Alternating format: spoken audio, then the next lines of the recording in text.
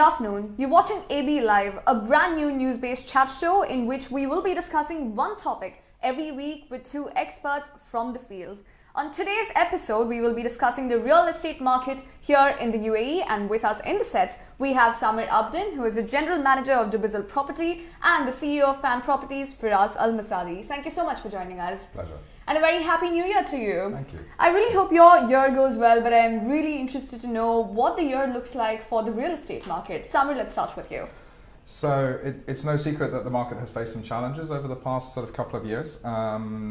On the other hand, I think for this year, the key prediction is going to be stabilization. I think we're going to see the market stabilize. The reason I believe that is because as prices come down, more opportunities come up. And we're seeing people who previously would not come into the market now considering buying and seeing opportunities come up for them, both from an investment point of view and an end user point of view. Right, Firas, you've had a fairly good year, I would say, and considering you're in the real estate investment portfolio, what would you say is your secret? And when the real estate market wasn't really doing well in the last couple of years, you've still managed to keep up. I think the biggest debate here is supply and demand, which holds some people back and motivates some people to actually go on and identify opportunities. I think the supply and demand debate has been the case. It's not something new. It's been the case for years in Dubai. And, everyone wants to buy when prices are low. And for prices to become at a lower level, there has to be some triggers.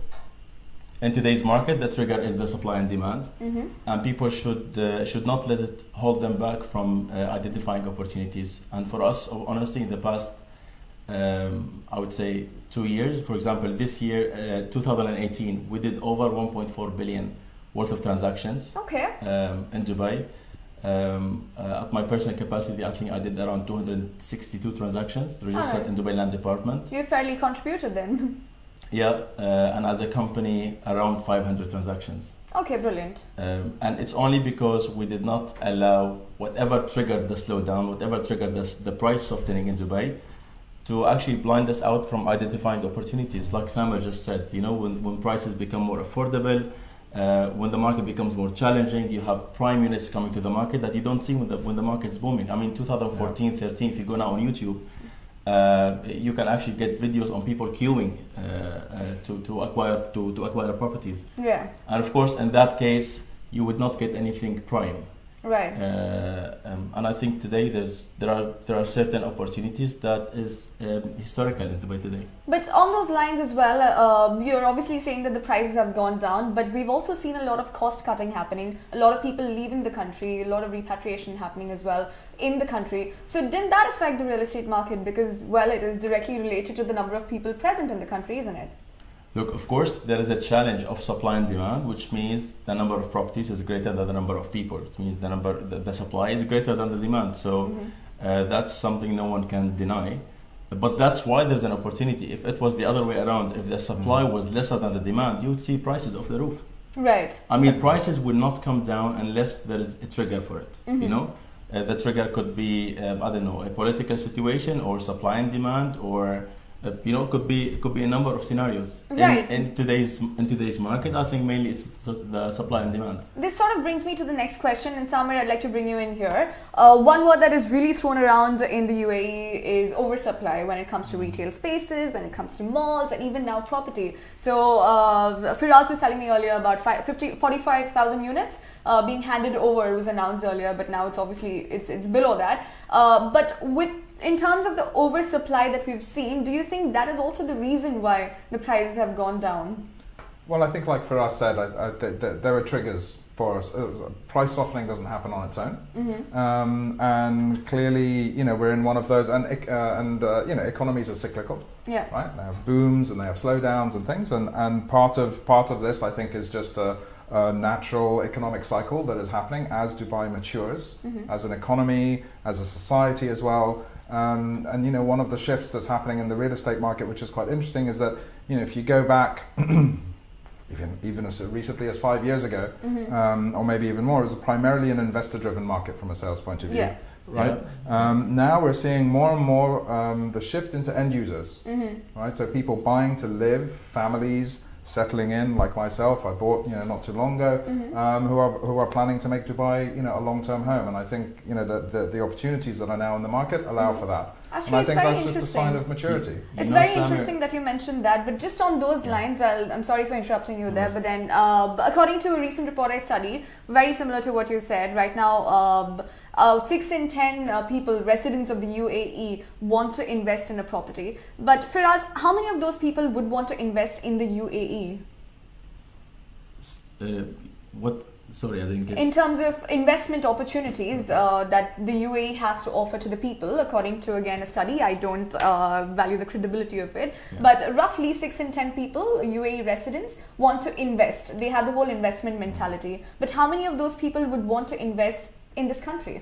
Look, definitely transaction trend is still very healthy, and it's nowhere in line with with what some of the media or some of the I would say non-experts are talking about. And that's why we exist as brokers. That's why we're actually expanding, and 2018 was a great year for us.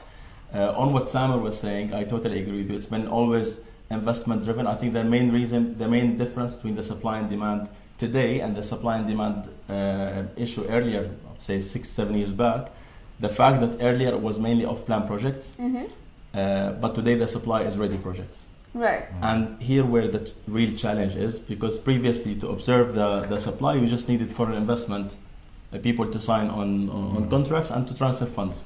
Today you actually need people to occupy these properties. Right, agreed. Just on those lines again, what I would get to is, although rules have changed, the market has changed, but also there are some positives coming from the government in terms of the new laws that have been released, for example, the 10-year visa law, the 5-year retirement visas, etc. So how do you think these new laws are going to impact the economy and the real estate market? And when do we actually see it impacting? I think the real impact should materialize throughout 2019 and moving forward, whether it's the 5 and 10 years visa or the ownership of foreign companies in Dubai, or I think what I really walk away with on the regulations and rules that we witnessed in 2018, the fact that the government will not stop until they bring it back. And many people, they say the mega developers in Dubai, the semi-government developers keep supplying properties and projects to the market.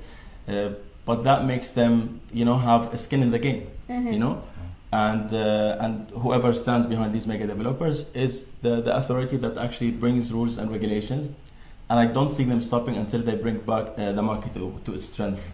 Right. So I see it in a very positive context. Right. How about you, Samer? What do you feel about the rules and regulations? Again, because, in terms of what you do, in terms of the researches that you conduct, have you seen like a boom in the researches or the searches happening on the basis of these new laws coming in? So directly attributing to the new laws is kind of tricky, but because they're so new, right? They're so new. They've only very recently been implemented, and so. But I think, as Firas said, I think we'll really start to see it in 2019, 2020. And again, it's just another sign that Dubai is maturing. Longer term, like the ability to reside here long term, the ability that you get these visas with property, the fact that you can retire here, or it makes it a lot easier for you to retire here. So these are all signs of a maturing market and a maturing society, and I think the government's done the right thing there. Right, so it does look like the government is not just trying to retain more people here, but also helping the real estate sector, because according to the 5-year retirement visa policy, one of the conditions that people really require is that if they own a property that's 2 million or more. Correct. So I think the government is also trying to do that. But on those lines, what I would like to know, and what I'm sure our viewers would also like to know, are the job opportunities posed by these sectors. So in Dubai, the 3 sectors that provide for 38% of the jobs right now are construction, manufacturing and real estate. How does the job market look like, in your opinion? I mean, look, the real estate market at the moment, you just look around, the developers are still very active. They're clearly, they're clearly hiring. I can't speak specifically to their sort of hiring strategies, etc. But what I can say is clearly they are very active. And as Firas said, we're all in this market to try and make it work, the government included. So, hopefully 2019 will stabilize. And as we run into, Expo 2020, we'll see a pickup, and we'll take it from there. Well, I'm glad you mentioned Expo 2020. Everyone is talking about Expo 2020 and how the businesses are majorly going to be affected by Expo 2020. But Firas, according to you, as an expert again, I would like to ask you, do you think this is the right time to buy property? Because short-term leases are actually going to be seen more often, just given the nature of Expo 2020. I think once you identify the right opportunity, whether the market's going up or it's going down, the right time is when you do your due diligence and you find the right opportunity. That's why, you know, if you ask me now, I'll tell you it's the right time if you find the right opportunity. If you asked me 2 years back, I would still say the same statement. But buying based on, you know, just seeing a brochure, or based on, I don't know, me seeing someone on the social media or a singer or a celebrity saying this is the right project, you know, and most people who are acquiring houses, they probably know what they need more than the celebrity who's saying buy this project. So buying and investing without doing due diligence or homework will always end up, you know, it won't end up very successful. It doesn't look like you're a fan of marketing then, yeah. From what you're saying. But again, just on those lines, during the Expo, rentals are expected to fall because again, more properties might be bought, etc. So basically, if they buy property, these properties are going to allow the buyers to even stay or just rent it out to people on a short-term basis. Don't you think that is an advantage? I think one of the greatest initiatives came from DTCM in Dubai, the fact that they regulated the short-term rental market, which is not regulated even in very mature markets such as London market, for example. So here everything is regulated by the government. So landlords, the government created great transparency around the short-term business, because, you know, short-term companies, they have to log in every single guest, and the landlords are able to generate reports from DTCM on the occupancy and on the rates. I think this trend will only grow. And look, this is one of the comebacks and one of the reactions to the market, because when you say there is more properties and probably less tenants, or we don't see the queue of tenants we used to see before, it's important for us to tap into a new stream of tenancy contract, a new stream of tenancy, such as, you know, capitalizing on the global position of Dubai being a touristic destination. Right, interesting. But since you're talking about schemes, I'd just like to bring the rent-to-own scheme. It's not a new scheme. It was done years back. Do you see that coming back again to the market? And do you think it is going to benefit? It will indeed benefit, but we need regulations around it. It's not yet regulated well by, it's not yet regulated at all, I think, by the Dubai Land Department. So until the Dubai Land Department brings regulations around this trend, I won't see any drastic growth. Right, I'm sorry, just for our viewers, can I just ask you to explain it also, just briefly, so our viewers get a better understanding of what the rent-to-own scheme is? So basically, your rent will go towards your purchase price of a certain property. Okay. But like I said, at the moment, even though some developers or landlords are doing it, but they're doing it based on a side contract. And for me, this is something I would never get into or advise anyone to get into, unless there is, you know, there's firm rules to govern the relationship between the buyer and the seller. I won't get into it. But the principle is I think it's very simple. You pay rent, and your rent will go towards your purchase price. All right, very interesting. But thanks for sharing that with us. But Samer, coming back to you about the types of properties, which I really am interested in, I'm sure people are interested in as well. What are the main types of properties that are essentially in demand right now? Are they villas? Are they apartments? Are they duplex? What is it?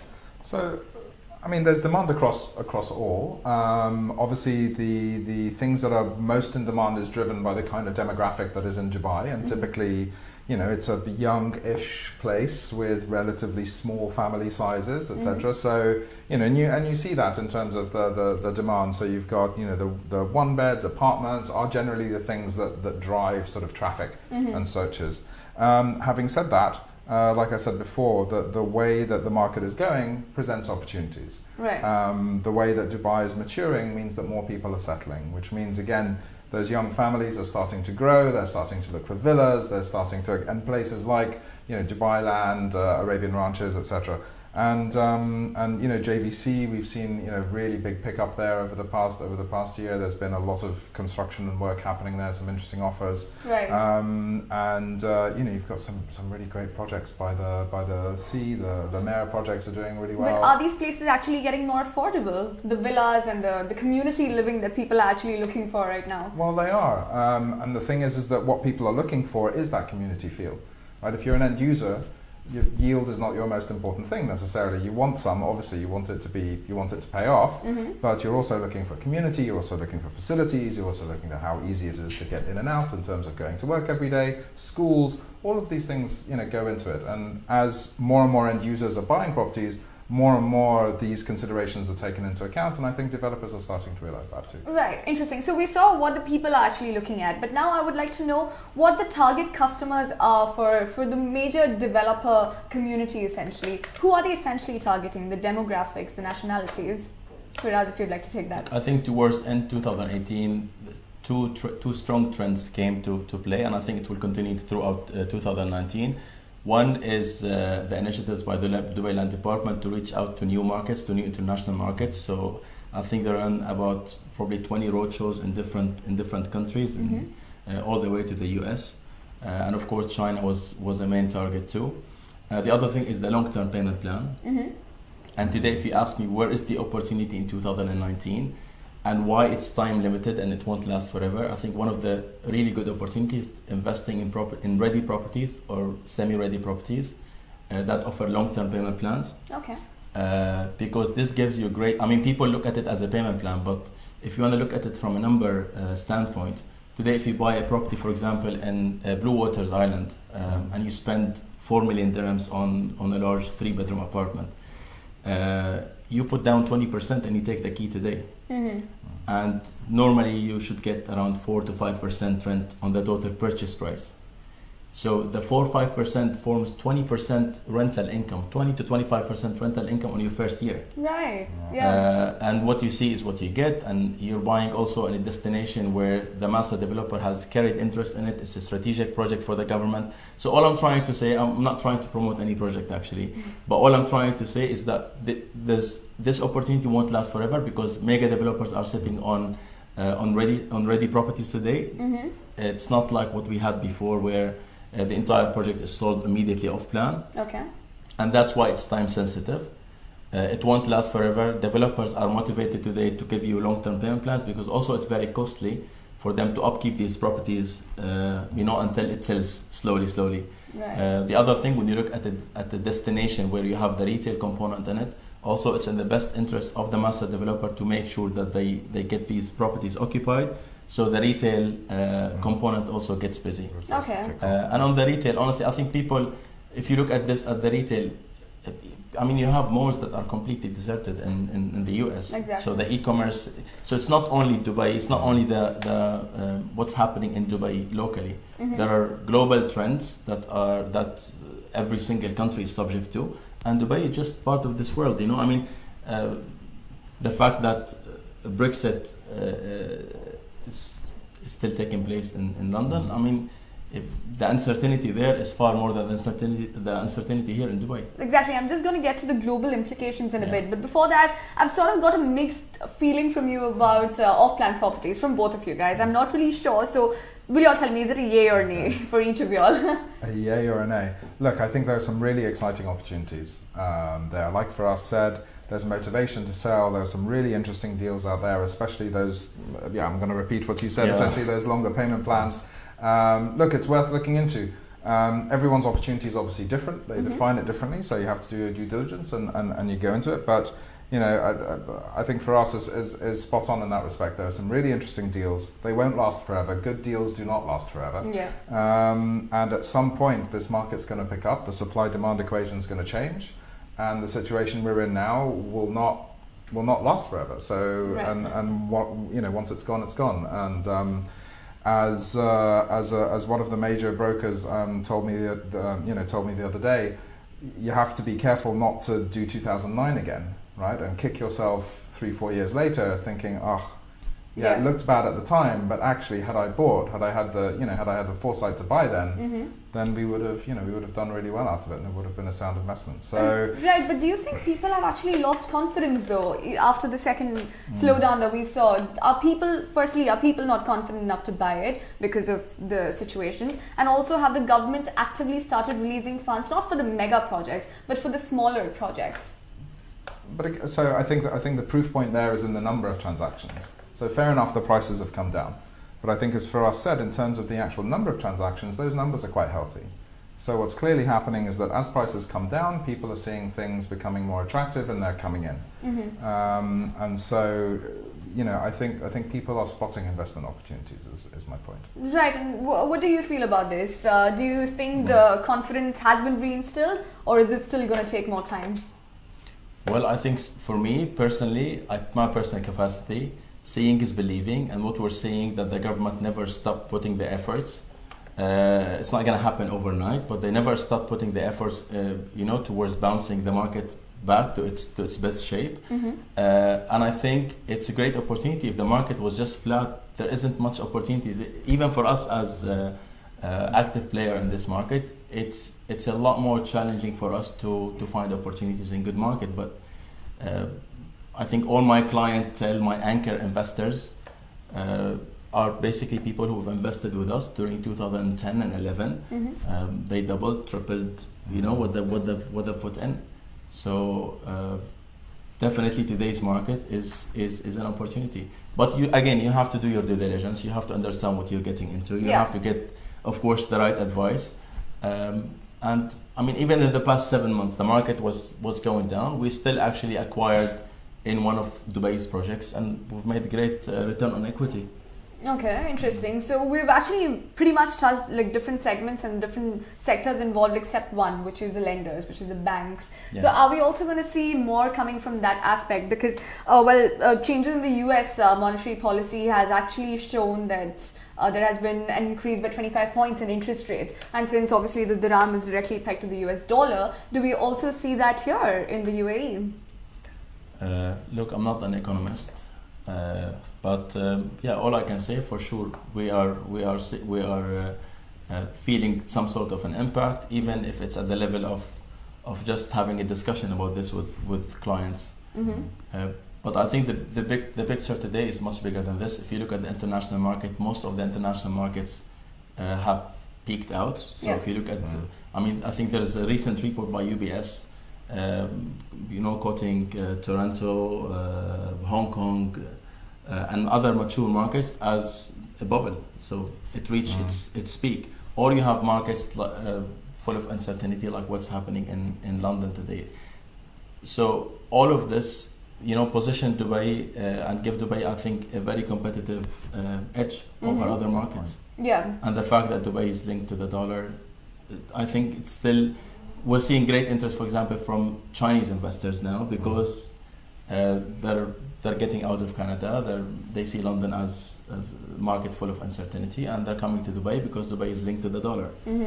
So yes, this is one of the aspects, but there are much bigger motives that weigh out the interest rate aspect. Agreed. We've also seen the return of Russian tourists back in the UAE right now, and Chinese investors also coming back. So I would agree with that point completely. But Samer, just staying on the lending capacity, recently Sheikh Nahyan, he actually said that the caps are going to be removed and there are going to be amendments made to the laws that were introduced back in 1980. So how exactly, in terms of lending capacity, of course, so there's not going to be any cap anymore. How is that going to be affecting the real estate market? Let's see. These things, obviously the amount of liquidity there is, financial liquidity there is in the market does influence what happens there, especially to end users and things like that. But ultimately it's the bank's decision, how they gain that exposure to the real estate market. They could do it directly, they could do it via loans, they could do it via mortgages. So, and how they will do it, I honestly don't know. But I hope it's clearly yet another step in what Firas was saying, which was that the government clearly, whether it's federal or local, clearly has an eye on this market and is clearly trying to maintain the financial and market health of Dubai and the UAE. So, you know, it's only a positive step. Exactly how it's going to impact, that's kind of between the regulators and the banks, and yeah. So I guess we'll have to wait and watch then. We'll have to wait and see. Yeah. But thank you so much for joining us on this very insightful discussion. We've definitely learned a lot today. And also, if you guys have any questions, post them in the comments below, and we will try to take your questions, or Samer and Firas can obviously answer them for us. But thank you again for joining us on AB Live. This was our first episode, so we're really privileged to have you guys here, and thank you for watching AB Live. Thank you.